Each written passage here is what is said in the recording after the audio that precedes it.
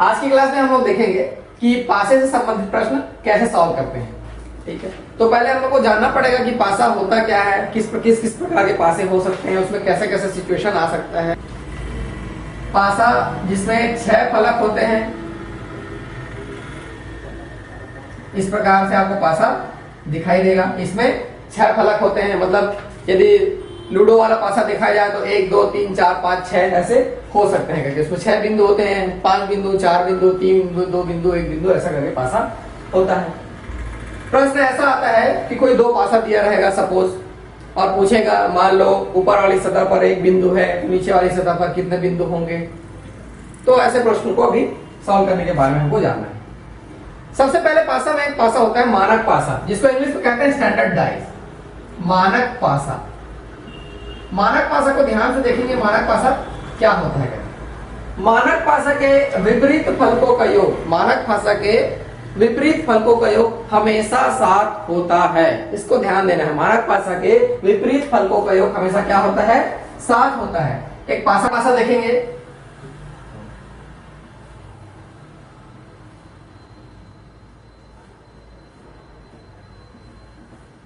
मानक पासा में विपरीत फलकों का योग हमेशा 7 होता है। कहने का मतलब यदि 1 ऊपर में है तो नीचे में क्या आएगा, 6 आएगा। ठीक उसी तरह यदि 2 ऊपर में है तो नीचे में क्या आएगा, 5 आएगा। यदि 3 ऊपर में है तो नीचे में क्या आएगा, 4 आएगा, या इसका उल्टा हमेशा। इस हिसाब से देखें तो 4 3 2, क्या ये मानक पासा हो सकता है?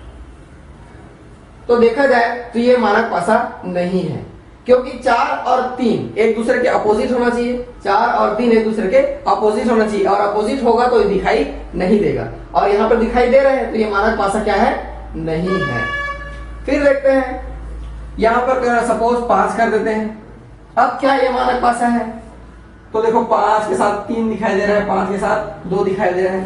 तो अभी की स्थिति में 5 और 2 7 होता है, जो कि एक दूसरे के अपोजिट आना चाहिए, लेकिन ये सामने आ रहा है, इसलिए ये भी मानक पासा नहीं है।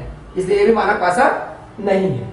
लेकिन यहां पे 1 होता तो अभी की स्थिति में किसी भी सामने वाले फलकों का योग 7 नहीं हो रहा है। 5 3 8, 5 1 6 हो रहा है, 7 नहीं हो रहा है। तो इस स्थिति में ये मानक पासा हो सकता है, कंफर्म है, ऐसा नहीं बोल सकते। लेकिन यदि कोई और रूल फॉलो नहीं हो रहा है तो अपन मानक पासा के रूल को फॉलो करेंगे। एग्जाम्पल के लिए अगर यह प्रश्न है 6 4 और यहां पर 5, इसमें क्वेश्चन है कि 6 के विपरीत कौन सा अंक आएगा, 6 के विपरीत में कौन सा अंक आएगा, ये प्रश्न है। 5 11, 5 4 9, तो ये मानक पासा हो सकता है। उसके हिसाब से 6 के पीछे क्या आएगा, 6 के पीछे आएगा 1। तो जो भी ऑप्शन में 1 रहेगा उसको हम लोग आंसर के रूप में ले लेंगे। मानक पासा में याद रखना है हमेशा ये एक दूसरे के अपोजिट होंगे। 1 के पीछे 6 रहेगा, 2 के पीछे 5 रहेगा, 3 के पीछे 4 रहेगा। तो ये 7 7 कभी भी सामने दिखाई नहीं देगा, तभी वो मानक पासा है। मानक पासा ना होता कौन कौन से कंडीशन हो सकते हैं, इसको देखेंगे अभी।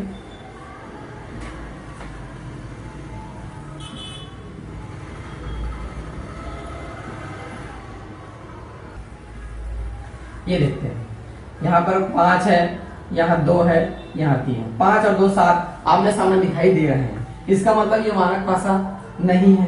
ठीक है, तो जब मैं पूछूंगा कि 3 के अपोजिट में क्या आएगा तो 4 नहीं बोल सकते, क्योंकि ये मानक पासा नहीं है। तब ऑप्शन के अकॉर्डिंग इसका आंसर लेंगे।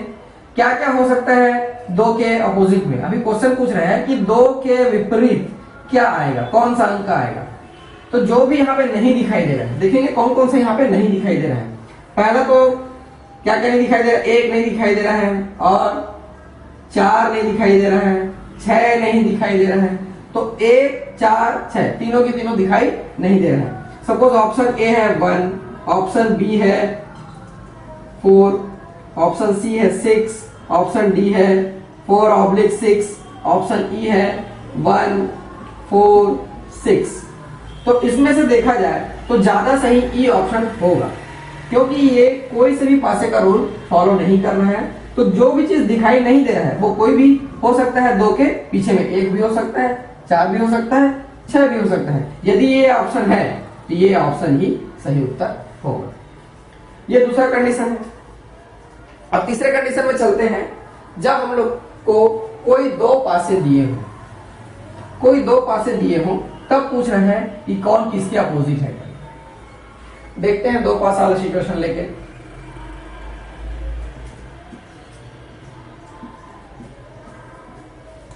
यहां पर है 5, यहां पर है 4, यहां 1, यहां पर 1, यहां पर 2, यहां पर 3, ऐसा लेकर चलते हैं। इन दो पासे, ये एक ही पासे के दो तरीके से इनको दिखाया गया है। पासा एक ही है, दो तरीके से दिखाया गया है इसको। प्रश्न ये पूछ रहा है कि 5 के अपोजिट में कौन सा अंक आएगा, 5 के विपरीत कौन सा अंक आएगा, ऐसा प्रश्न है।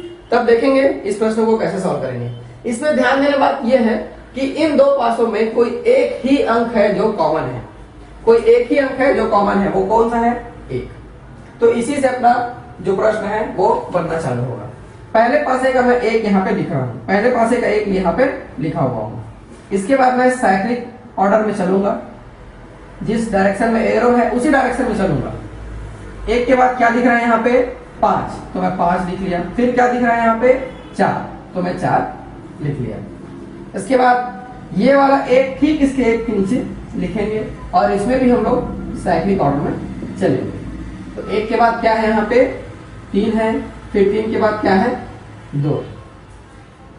देखो यहाँ पे कौन सा अंक छूट रहा है जो सामने दिखाई नहीं दे रहा है। 1 है, 2 है, 3 है, 4 है, 5 है, 6 है, तो 6 यहाँ पर लिख लेंगे। 1 के जस्ट नीचे, या तो इसको मिटा के भी लिख सकते हो, लेकिन कॉपी में मिटाए नहीं जा सकते, इसलिए मैं इसको नीचे लिख दिया हूँ। तो जो जिसके ऊपर नीचे आएगा, जैसे 4 के नीचे क्या दिखाई दे रहा है यहाँ पे, 2, 1 के नीचे 1 तो आ नहीं सकता, इसलिए 6, तो 4 के नीचे 2 आएगा, 5 के नीचे 3 आएगा और 1 के नीचे 6 आएगा। वैसे ही यदि पूछ रहा है क्वेश्चन में कि यदि ऊपर वाली सतह पर 5 है तो नीचे वाली सतह पर क्या आएगा, तो ऐसी स्थिति में नीचे वाली सतह पर आ जाएगा 3। यदि प्रश्न में पूछता है ऊपर वाली सतह पर 4 है तो नीचे वाली सतह पर क्या आ जाएगा, तो क्या आ जाएगा, 2। या इसको उल्टा भी पूछ रहा है तो भी ये मेथड एप्लीकेबल होगा। ये तब कब आएगा, जब कोई एक भी अंक कॉमन हो। तो जब 2 अंक कॉमन होंगे तो ये मेथड अप्लाई नहीं होगा, सिर्फ 1 अंक कॉमन होने पे मेथड अप्लाई होगा। और इसी से प्रश्न, मोस्ट ऑफ द क्वेश्चन इसी से आते हैं। 80% प्रश्न हमेशा पासा से इसी से पूछे जाते हैं, तो ये याद रखना है पासे में। बाकी आपको रूल याद रहे ना रहे, लेकिन ये रूल याद रहना बहुत जरूरी है। आप देखेंगे एक और सिचुएशन, जब 2 पासे दिए हो, जब 2 पासे दिए गए हो और कोई 2 बिंदु या 2 अंक कॉमन हो, तब देखेंगे कि इसको कैसे सॉल्व करेंगे। एग्जांपल के लिए यहाँ पे मैं फिर से ले लेता हूँ 5, यहाँ पे 5, 4 और यहाँ पे 3, 5, 4, 3 ले लिए, और यहाँ पर भी 4, 3 और इधर 2 ले लेते हैं। यहाँ हम देखेंगे कि 4 और 3 इसमें भी है, 4 और 3 इसमें भी है। ऐसी स्थिति में यदि वह पूछता है कि 5 के विपरीत में कौन सा अंक आएगा, 5 के विपरीत में कौन सा अंक आएगा, तो हमेशा जो 2 कॉमन रहेंगे, ये भी 2 कॉमन, 2 कॉमन, उसके अलावा जो 2 बच जाएगा वो एक दूसरे के हमेशा क्या रहेंगे, अपोजिट रहेंगे। मतलब 5 के अपोजिट में हमेशा क्या होगा, इसमें 2 होगा। 2 कॉमन वाले को अलग कर लेंगे, जो बच जाएगा वो एक दूसरे के अपोजिट हो जाएंगे। लेकिन ये तो बहुत सरल प्रश्न में से एक हो गया। यदि ऐसा पूछता है कि 3 के अपोजिट में क्या आएगा, 3 के अपोजिट में क्या आएगा, यदि ऐसा प्रश्न पूछता है, 3 के विपरीत फलक पर कौन सा अंक होगा, तब इसको बनाने का तरीका होगा, हम देखेंगे कि 3 के साथ में कौन है, 4 है, 3 के साथ में कौन है, 5 है, और इधर 3 के साथ में कौन है, 2 है। मतलब 3 के विपरीत ये तीनों तो नहीं आ सकते, 3 के विपरीत ये तीनों तो नहीं आ सकते। तो बच कौन कौन सा गया, 1 बच गया, और कौन सा बच गया, 6 बच गया, 1 और 6 बच गए हैं। तब ऐसी स्थिति में उत्तर होगा 1 और 6 दोनों में से कोई भी अंक हो सकता है इसके अपोजिट में। यदि ऑप्शन में 1/6 है तो यह ऑप्शन सही होगा। ये एक लॉजिकल प्रश्न है। ये जो प्रश्न है ये प्राइमरी लेवल का है, जिसमें अपन डायरेक्ट बता देते हैं कि जो कॉमन रहेगा उसके अलावा जो भी बच रहा है वो एक दूसरे का अपोजिट में है। लेकिन इस प्रश्न को बनाने के लिए आपको एक लेवल और ऊपर जाना पड़ेगा, सोचना पड़ेगा। यदि ऑप्शन में ऐसा कुछ दिखाई देता है तो वो ज्यादा सही होगा।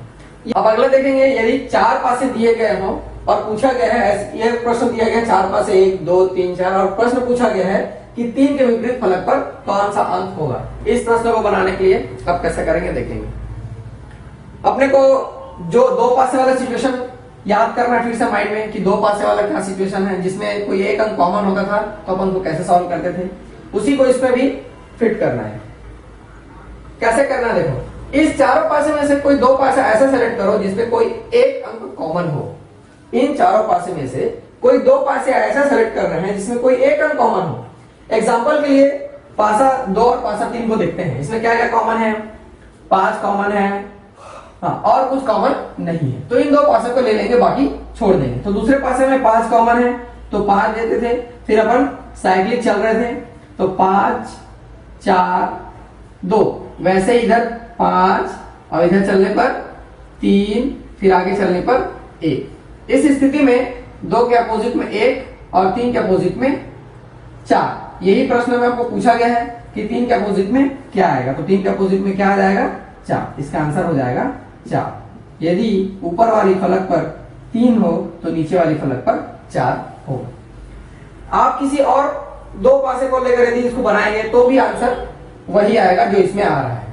एग्जाम्पल के लिए पासा 3 और पासा 4 को लेकर चलते हैं, इसमें क्या कॉमन है, 3 कॉमन है तो 3 फिर 1 फिर 5, वैसे ही चलेंगे, 3 के बाद इधर चलेंगे, 3 के 3 2, फिर आगे चलेंगे 6। इसमें से कौन सा छूट जा रहा है, वो है 4। प्रश्न में पूछा गया है कि 3 के अपोजिट क्या आएगा, तो 3 के अपोजिट क्या दिख रहा है यहाँ पे, 3 के अपोजिट में 4। मतलब कोई भी पासे यदि सेलेक्ट कर लेते हैं तो आंसर आपको वही प्राप्त होगा। ये था पूरा पासे के बारे में। आपको मानक पासा से लेकर इस 4 पासे तक का सिचुएशन, 5-6 सिचुएशन है, उसको देखना है, फिर आपसे पासे के कोई भी प्रश्न कभी भी नहीं छूटेगा। धन्यवाद।